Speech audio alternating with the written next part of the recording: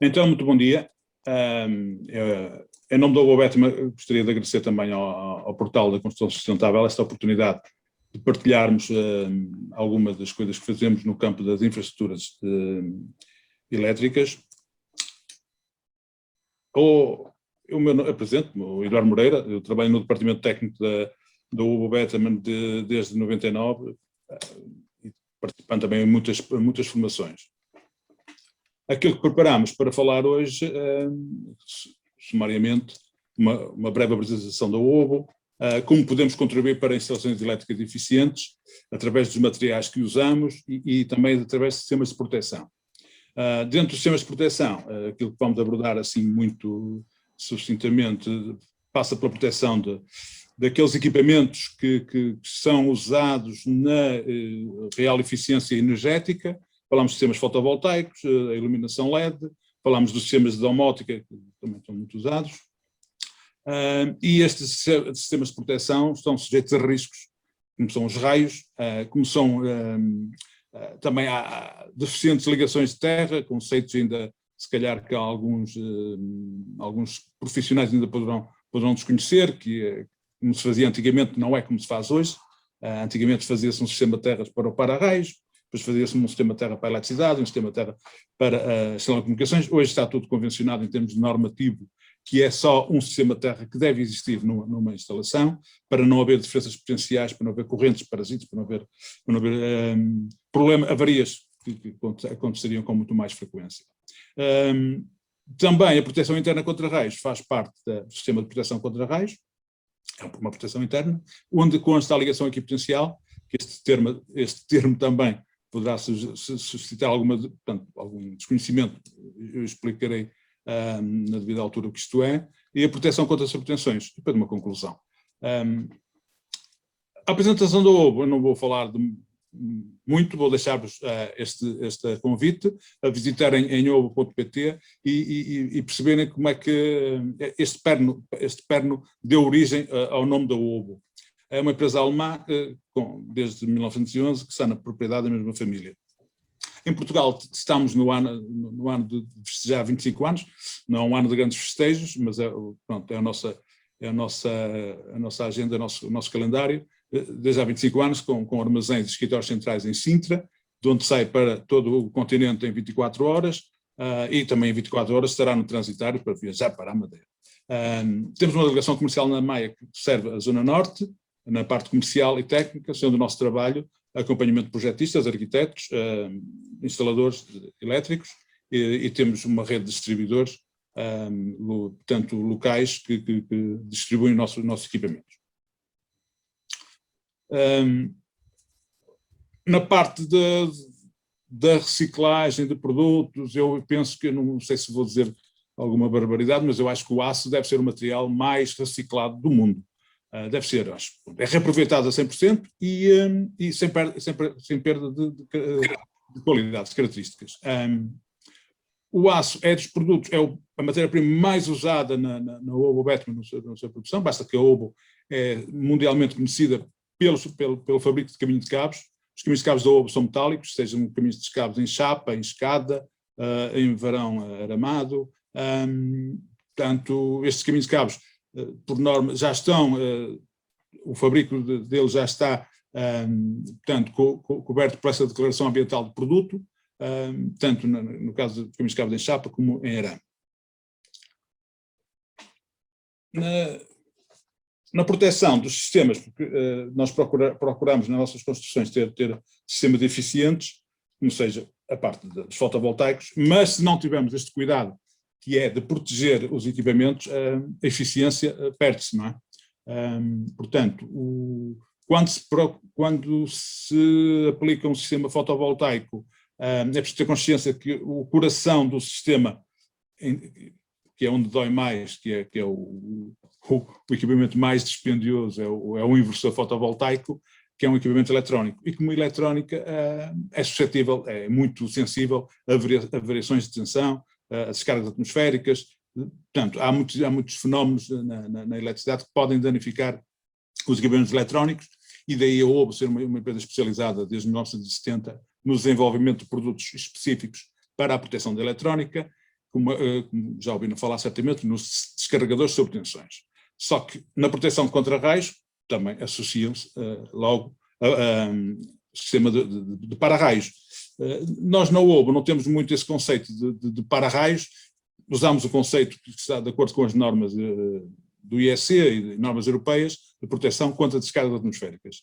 Nós desenvolvemos sistemas de proteção contra descargas atmosféricas. Passam por sistemas de captação, podem ver aqui no caso de um telhado, telhado inclinado, não passa por ter grandes mastros de 6 metros, com espias a segurar um para-raios, passa por pontas captoras quando são necessárias, porque se for possível, sendo possível, não havendo saliências, podemos trabalhar só com o condutor estendido na parte mais alta do telhado, que é o caso da comieira neste caso.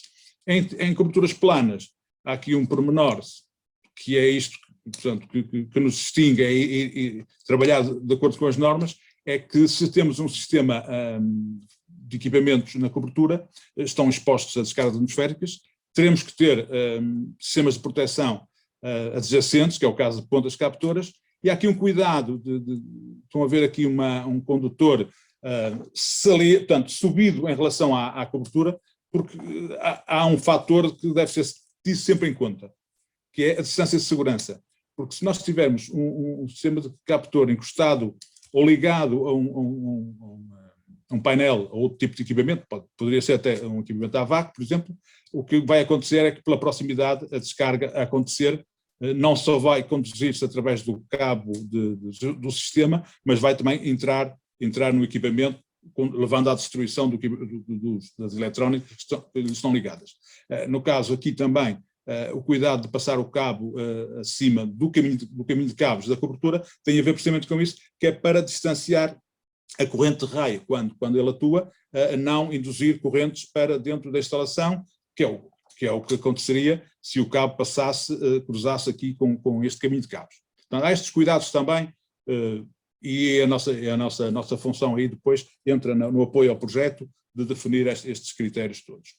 Uma das coisas mais importantes, se não das mais importantes, um dos componentes mais importantes para a proteção de raios é o sistema de terras, o eletroterra, mas também não é só usado, portanto, o sistema de terras é usado em todas as instalações elétricas, em todos os edifícios é necessário um sistema de terras. Antigamente era uma especialidade que entrava no fim, era uma vareta que se cravava em qualquer lado, o regulamento dizia que tinha que ser fora da zona pedonável, onde as pessoas pudessem passar por cima, portanto, devia ser, mas como entrava no fim, construía-se todo o edifício, e depois o espaço, se calhar, para a colocação desses elétrodos, era mesmo debaixo do tapete de entrada. Pronto.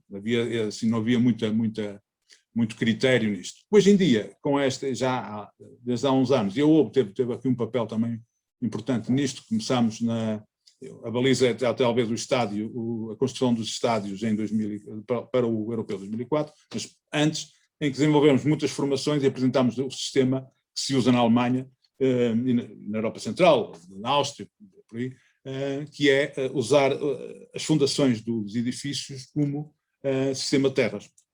A grande vantagem é a inserção de toda uma estrutura metálica na proteção, na ligação à terra, portanto, para escoar as correntes parasitas, as correntes de fuga e correntes de descarga, sendo que o betão não sendo isolante, na condicionante não ser umas fundações isolantes, porque não vamos entrar aqui nesse pormenor, mas se houver fundações isolantes, terá que ser feito um anel exterior, mas nas fundações normais de betão, com os inertes, com o ferro na construção, é um sistema condutivo, é uma das definições do que é um eletroterra, é que é um elemento condutor instalado na terra ou noutro meio condutivo específico que esteja em contacto elétrico com a terra. É o caso das fundações, a quem nós damos muita importância e muito foco no nosso trabalho.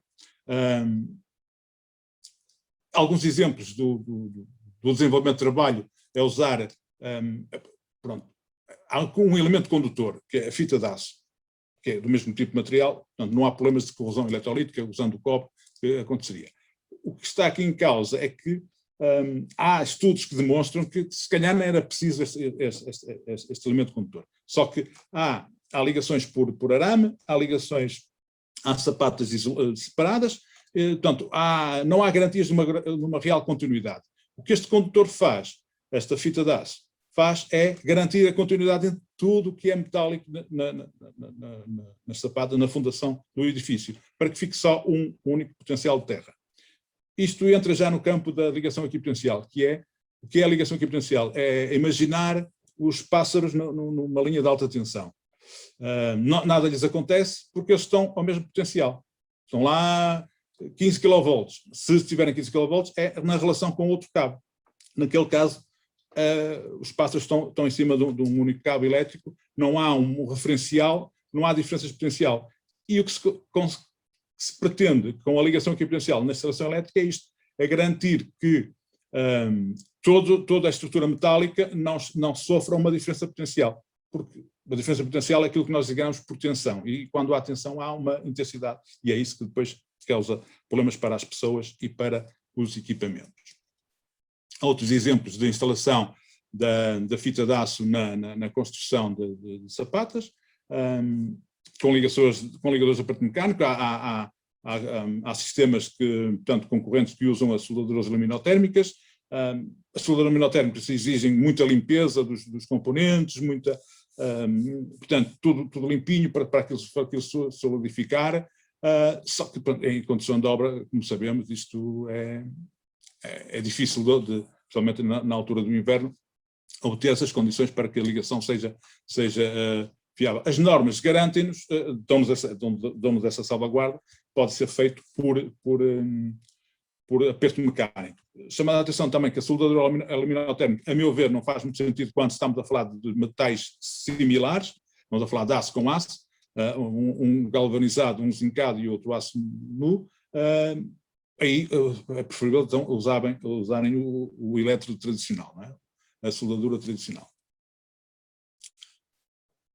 Tendo um eletroterra de fundações desenvolvido, temos aqui a questão de como é que acedemos a esse elétrodo, porque vamos precisar de fazer medições de terras, vamos precisar de fazer ligações eventualmente a um para-raios, e aí como é que podemos aceder a esse condutor que está embebido?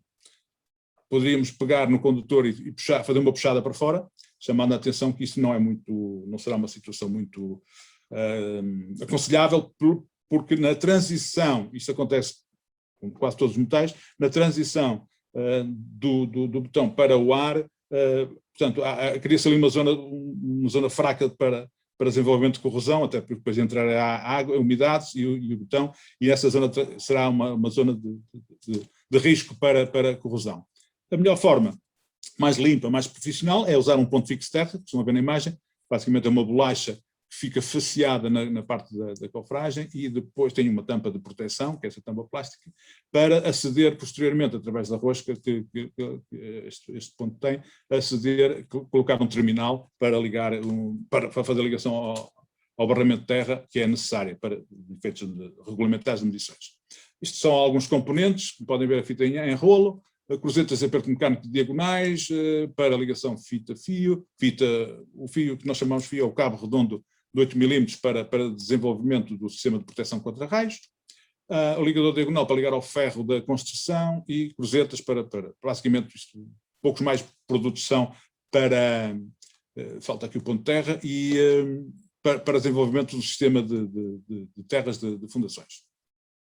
Se for o caso de ser necessário para o edifício uma proteção de raios, nada melhor do que utilizar também, isto está tudo regulamentado, é tudo de acordo com as normas internacionais, e norma portuguesa, aliás, que esta norma já transitou já está traduzida em Portugal, a NP 62305-3, que é a parte 3, é a parte mais importante para quem projeta e quem instala este tipo, poder instalar estes sistemas, que é a parte prática, digamos, e aqui a utilização dos ferros, a exemplo do que se passa nas terras, podemos usar também o ferro da construção, nas prumadas, para a nossa derivação de raios ou chamadas baixadas. Aqui a chamada de atenção é que isto não é para se fazer para um sistema de para-raios tradicional que tem uma ou duas baixadas. hoje em dia é obrigatório ter pelo menos 2 baixadas. E porque aí é fácil de percebermos que seriam 2 baixadas embebidas num pilar, nos pilares, a levar com uma corrente de descarga única de raios. Quando se desenvolve este sistema, temos que pensar, portanto, para quem não é da eletricidade, há uma lei, que é a lei dos nós, em que, portanto, é imaginar todo este emalhado, se houver uma corrente a circular, se estiver tudo ligado, as correntes, portanto, se entrar uma corrente de 100 kA, que é uma corrente máxima de uma descarga atmosférica para a classe 3, para a classe 3 ou 4 de um sistema de para-raios, que é uma denominação técnica, 100 kA, se for num pilar só, eram 100 kA num pilar de betão, isto certamente havia aqui fenómenos térmicos e dinâmicos que ia ser um problema para a estrutura. Quando temos tudo ligado, temos a tal lei dos nós que diz que em cada um dos condutores há uma divisão, a divisão é igual, portanto, se tivermos centenas usando a malha de aço, inclusive, porque ela está ligada, estamos a falar às vezes de amperes em cada condutor, em cada elemento metálico da estrutura do edifício. O que é que se pretende com isto? É usar a construção, e depois para os arquitetos isto é o melhor, porque não há condutores à vista, é fazer toda a volta do edifício, construir N-baixadas de acordo com o regulamento. Há espaçamentos tecnicamente definidos para, ou vãos, ou distâncias entre cada uma das baixadas, e estamos aqui a usar o condutor, o tal condutor que eu já tinha falado, o condutor redondo, em aço galvanizado.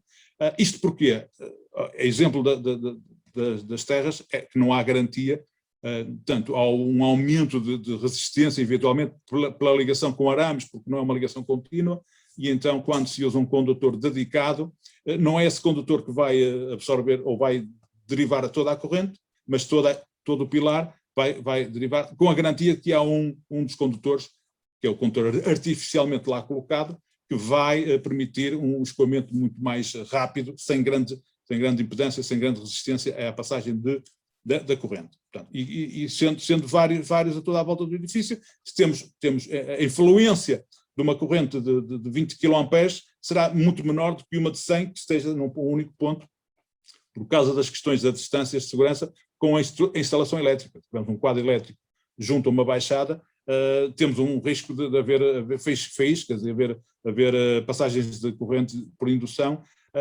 quando estamos a falar de 100 kA. Quando estamos a falar de 20 ou 15 kA numa derivação, essa influência é menor, a distância poderá ser menor com equipamentos que tenhamos dentro da instalação. Que é algo que é difícil de projetar, de prever em termos de projeto, porque as baixadas passam num pilar e depois internamente vai ser definido ali, se calhar num quadro elétrico. Estas distâncias são complicadas, curtas são muito complicadas quando estamos a falar, e entendem certamente que estamos a falar de valores de milhares de amperes, são induções muito altas. Também apelando àquilo que normalmente é-nos pedido, ou respondendo àquilo que nos é pedido, que é alguma descrição, portanto, pouco impacto visual nos sistemas de para-raios. Nessa fotografia da esquerda nós temos um sistema de captor instalado. É difícil de ver, é difícil de procurar, mas aqui conseguimos ver que há aqui um condutor estabelecido na comieira. Portanto, aqui um condutor estabelecido na comieira, portanto, e eu acho que isto responde muito às solicitações da arquitetura, que é não ter um impacto visual, um para-raios.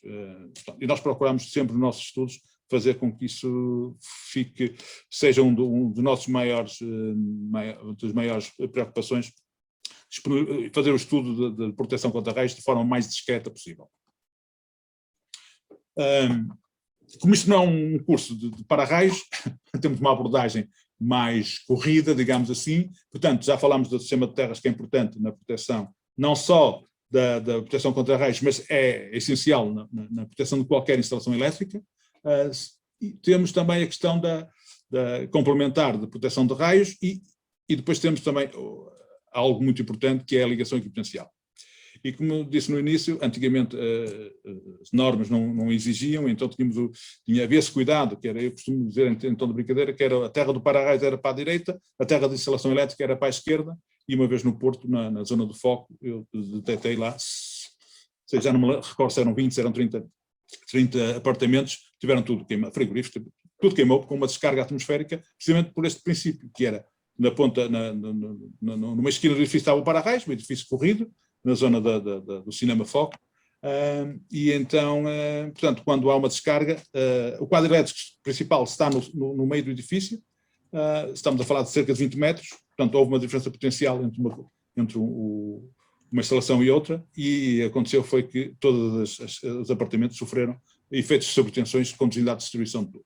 Como é que isto é feito hoje? Já não é de agora, isto já tem possivelmente 2002, por aqui, ou um pouco antes em outros países, é a concepção de ligação equipotencial, portanto, manter o potencial em toda a instalação elétrica. E temos aqui um exemplo de um edifício, do diagrama de um edifício com para-raios, com uma baixada visível, proteção de raio exterior, ligado a um sistema de terra de fundações. Desse sistema de terra de fundações sai um condutor para um barramento, para uma barra de cobre, que fará a coleta de todas as massas metálicas.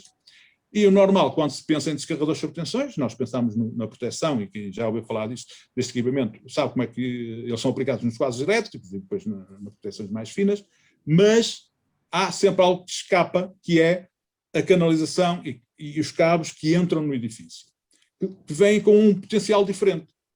Tem a terra, pela terra se propagam também propagam-se pela terra correntes de defeito de outras instalações, até descargas atmosféricas numa coluna, num poste de média tensão na proximidade. Então, o que é que os regulamentos indicam? Deveremos, tudo que é metálico, ligar equipotencialmente. Então há, no caso dos tubos metálicos, uma ligação direta sem mais nenhum equipamento. No caso do gás, só uma chamada de atenção, o tubo do gás pode ter flanges plásticas e que não garantem a continuidade. Há aqui a necessidade, ao abrigo da técnica mais evoluída, que é fazer uma disrupção através de um equipamento próprio, que é o princípio do descarregador, mas chamamos a isto de disruptor ou explosor de equipotencial, que mantenha distâncias de separação quando houver uma sobretensão, quando houver diferença potencial entre entre um ponto e outro, ele faz uma faísca interna. Aliás, está aqui, penso que é espanhol, o senhor que falou antes de mim, em Espanha este equipamento é conhecido por via de chispas, porque provoca uma chispa interna quando há diferença de potencial. E só pedir para termos um bocadinho depois de espaço para algumas questões. Ok, mas também está para acabar. Portanto, depois a parte dos carregadores, que eu também 2 slides para apresentar, que é o caso das proteções, que têm que ser sempre consideradas quando há um para-raios. É mandatório, é obrigatório uma proteção contra subtensões sempre que existe um para-raios no edifício. Depois, se não existe para-raios, é uma questão de sensibilidade quase seguro da pólice, que é considerar que temos um valor dentro do edifício a nível de eletrónica que ficará sujeito a variações de tensão devido ao próprio funcionamento da instalação elétrica. E, nesse caso, os descarregadores com outras características deverão ser também aplicados. Obrigatoriamente será, se houver um para-raios, não há como fugir a isto, de instalar a proteção contra sobretensões. Um diagrama da proteção dos sistemas fotovoltaicos. A proteção normalmente é feita, as pessoas associam isto à parte de entrada do edifício, até porque a casa poderá já ter um descarregador. Este chamamos a proteção AC, mas também temos uma exposição do lado DC e com descarregadores apropriados faz a proteção, portanto, a proteção à porta e à janela, digamos assim. Também os LEDs, que são algo muito usado, neste caso estamos a falar da iluminação pública, a parte de LEDs, toda a gente sabe que tem drives, tem equipamentos eletrónicos, que acabam por tornar o investimento, de certa forma, considerável, e também, como eletrónica que está dentro de colunas, estará exposto também a fenómenos atmosféricos e a variações de tensão, também existe sistemas de proteção para a iluminação LED.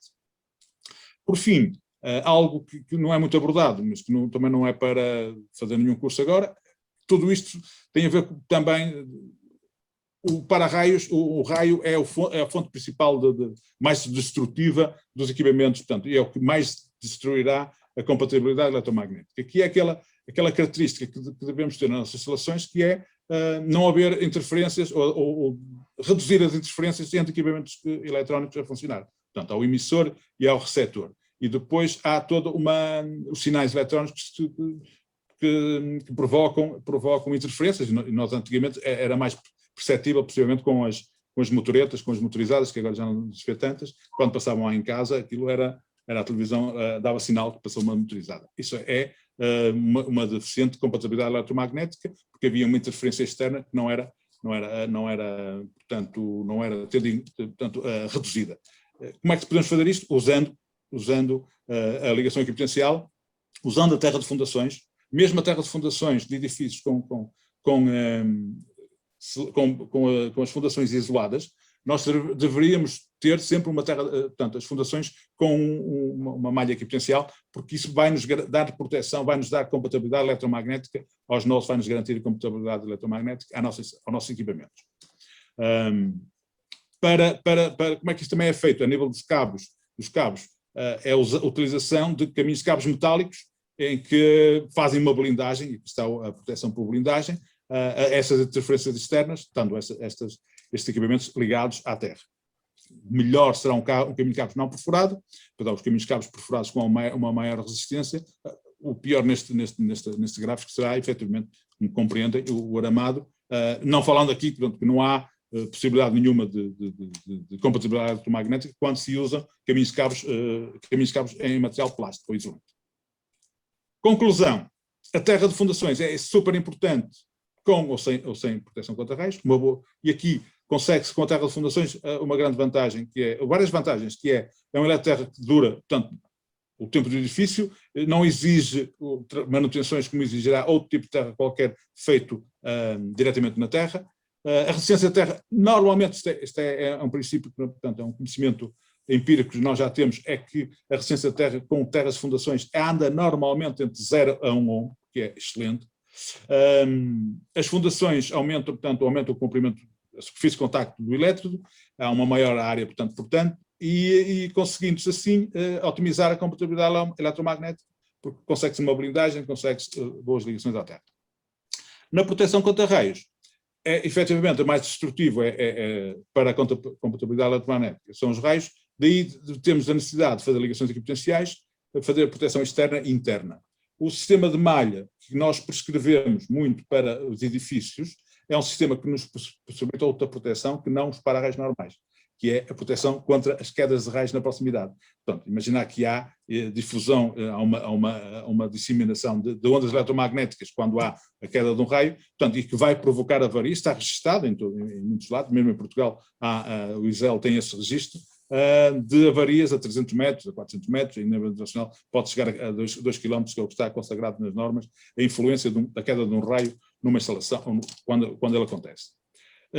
A utilização dos componentes naturais, com este sistema de malha, integrando o edifício, proporciona uma blindagem eletromagnética excelente, portanto, otimiza a compatibilidade eletromagnética e a proteção contra as tensões, que é um facto, uma das especialidades esquecidas muitas vezes. Projeta-se ainda, se calhar, para raios e não se faz a menção ao descarregador, que para nós é obrigatório em termos de normas, e tudo, julgo que todos percebem isto. Terminando, temos um guia, para quem for interessado nesta área, nós temos um guia técnico para o tema da proteção contra raios. Podem aceder aqui, vão aceder esta apresentação, podem fazer um download, e depois todo um tipo um rol de meios de comunicação. Temos um site super atual, muito intuitivo, fácil, podem subscrever as newsletters. Estamos também presentes no Facebook, no LinkedIn, e com muitos vídeos. Aqui está uma chamada de atenção, que temos muitos vídeos de instalação de produtos, mesmo de instalação, portanto, que torna mais fácil, no caso dos caminhos de cabos, no caso dos sistemas de chão, das caixas de pavimento, podem aceder, visualizar a sua instalação. Muito obrigado. Tem aqui uma questão que foi colocada por escrito para a OBO, foram abordadas as estruturas de betão armado e as estruturas metálicas na apresentação da OVO. Respondem a estas... Sim, sim. Pronto, ok. Olha, estão a ver o ecrã? Sim, estamos. Pronto. Como devem perceber, portanto, isto não podia abranger tudo. Eu acho que até tirei este slide antes de começar, que não quis entrar, aprofundar muito, mas está aqui outra vez. Pronto. O processo normal é a melhor forma, aliás. E está expresso nas normas, inclusive, com um edifício metálico. Portanto, há 4 classes de proteção contra raios. A classe 1, que é mais elevada, e usa-se em edifícios militares, nucleares, e pronto, que é quando as malhas são muito apertadas, a 5 por 5 metros, por exemplo. Existe a classe de proteção 2, também não é muito usual, é também para alguns sistemas mais críticos. Depois o 3 e o 4 são as classes mais usuais, digamos assim, de definição das malhas, dos ângulos de proteção, para um sistema de para-raios. Há 4 classes. No caso dos edifícios metálicos, está consagrado que um edifício metálico, se for equipotensalizado, pode ter uma classe de proteção superior à classe de proteção 1. Como é que isto é feito? Podem ver do lado esquerdo, nós temos uma malha de terra, antes da betonagem, deste ensolarramento. Vamos ter um condutor a derivar do condutor da terra para a base, ele está aqui, não sei se conseguem ver, há aqui um condutor curto, uma ponta de condutor, que vai ficar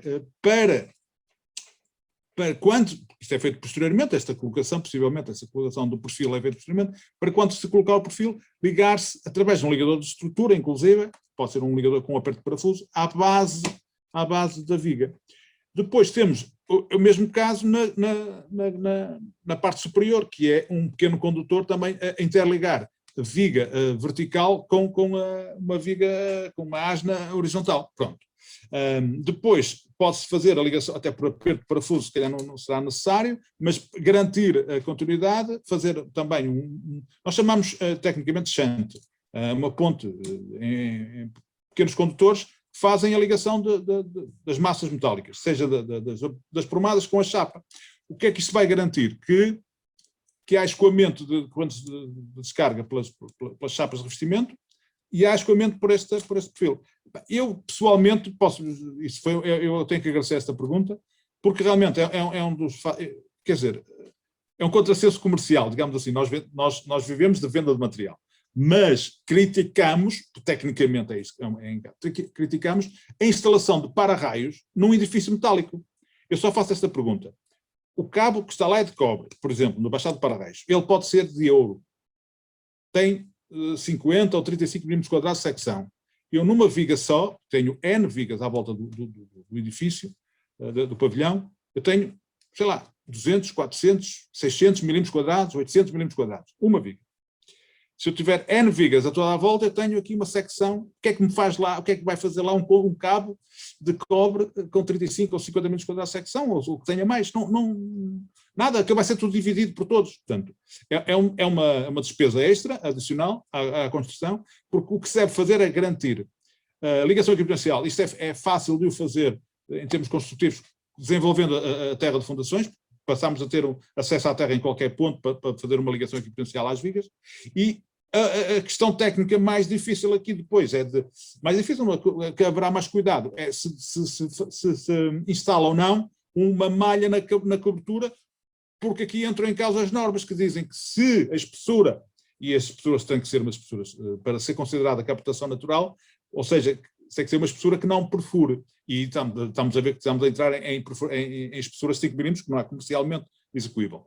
Como é que é possível, com uma chapa de zinco de meio milímetro ou de 1 milímetro, permitir que funcione como captação? As normas definem, se não houver risco de incêndio, se não houver, portanto, acumulação de materiais, não houver armazenamento de materiais combustíveis ou inflamáveis. Pronto. A partir daí pode-se assumir como um custo a mudança de uma placa de revestimento em caso de impacto de um raio. Vai haver uma perfuração. Eventualmente vai entrar alguma água. Isto é algo que o dono de obra, ou na parte de projeto, o arquiteto poderá definir. Não preciso estar aqui a gastar dinheiro aqui a fazer um sistema de captação, precisa aqui potencializar isto, de forma que é melhor, obtenha uma compatibilidade elétrica excelente, porque é uma blindagem completa a fenómenos externos. Quando houver um fenómeno, uma descarga direta, poderá haver ou não a perfuração de uma chapa de revestimento, e aí entra em conta o risco ou não para o edifício.